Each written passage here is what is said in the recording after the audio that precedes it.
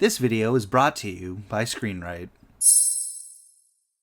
When you think of great horror directors, a few names come to mind. Legends like John Carpenter, Wes Craven, George A. Romero, Mike Flanagan, Ari Aster, Jordan Peele. Wait a minute, that can't be right. Let me check my notes. Carpenter, Craven, Flanagan, Aster. Huh. Matt, is that right? Like Keegan-Michael Key and Jordan Peele. The comedy duo. Well, okay. And of course there's young Curry Barker, one of YouTube's funniest sketch comedians, who somehow turned around and made one of my favorite horror films of the year. What gives? How did a bunch of comedians suddenly make a lateral move from cackles to kills? Is it just a coincidence? Or is there something deeper connecting these two seemingly opposite genres? Today we will explore the connections between comedy and horror, and discover that these genres may not be as different as we think. Act 1. The secret formula of comedy.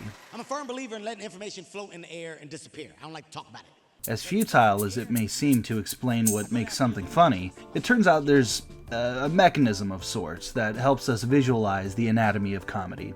And no, it's not just a setup and a punchline. That formula is incomplete. It doesn't take into account what is actually happening in our brains. I believe the following to be more accurate: setup, expectation, delay, and subversion. Let's break that down. Every joke begins by teaching you a set of rules. Whether it's a comedian telling a story or a scene in a movie adding some levity to a drama, your brain picks up the setup and builds a roadmap. Your brain immediately starts to predict what is about to happen. The comedian, a talented writer in their own right, knows what you're expecting. Instead of paying it off immediately, they stretch it. Take this example with Jim Gaffigan. I did see this speed walking shoe. I don't know if anyone's a speed walker here, but if you are, you look ridiculous. Every moment reinforces your prediction, and then they yank the rug out from underneath you. That's the laugh, the surprise that comes from confidently predicting the wrong outcome. Let's apply this and look at one of Curry Barker's sketches. He's in here, Dad. He's in here. It's Father. No, it's Cooper. He's possessed. How many times do I have to tell you I'm not possessed? That's exactly what a demon wants you to think. Oh, I don't actually think he's possessed. No, Thank trust you. me. He is. He's possessed. Curry, what the fuck? Untie me. Notice what happens. The setup tells us what kind of sketch this is. A parody of The Exorcist. Our brain starts writing the ending before it gets there. Now, Curry is a bit faster paced with the jokes, but the formula is still there. The punchline completely changes direction.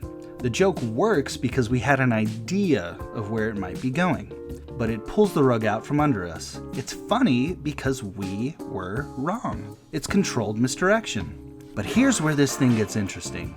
If we take the exact same formula and change the intent, we're left with horror. Act 2. Horror is weaponized comedy. Think about your favorite scary movie. Mine is Hereditary. Almost every memorable scare follows the exact same structure. Setup, expectation, delay, subversion. The master of suspense, Alfred Hitchcock, explains it with far more eloquence than I ever could. 4 people are sitting around a table, talking about baseball, whatever you like. 5 minutes of it, very dull. Suddenly, a bomb goes off. What do the audience have? 10 seconds of shock. Now take the same scene and tell the audience there is a bomb under that table and will go off in 5 minutes. Now the conversation about baseball becomes very vital. Forcing the audience to exist in the horror for as long as humanly possible before releasing the tension and letting them breathe, that is where horror lives. Comedy manipulates expectations, just as horror manipulates expectations. Comedy surprises you into laughing, while horror surprises you into screaming. It's the same psychological weapon, just pointed in a different direction. Act 3. Curry Barker understands this. One of my favorite examples comes from Obsession. There's a scene inside a car between Bear and Sarah. On paper, nothing unusual is happening. They're talking, reminiscing about the events of the day, and Sarah pulls out her final college acceptance letter. We wait. The camera doesn't immediately scream that something terrible is about to happen. In fact, the scene is rather calm, the dialogue is cute, and it even calls back to the game at the party. But our brains have figured it out. We've unknowingly decided what kind of scene this is. The calm, the cute.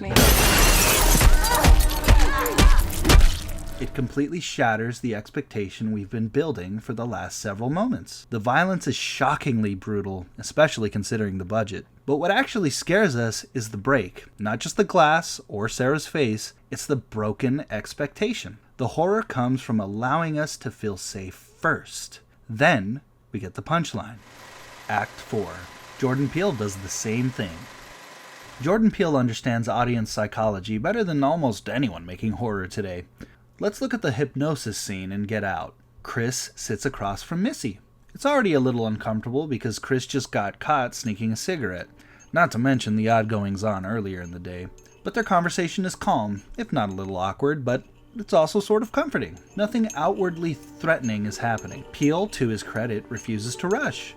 The conversation feels odd, but also safe, but the tension is rising. Wait, something is supposed to happen, right? What is that clinking? The sunken place.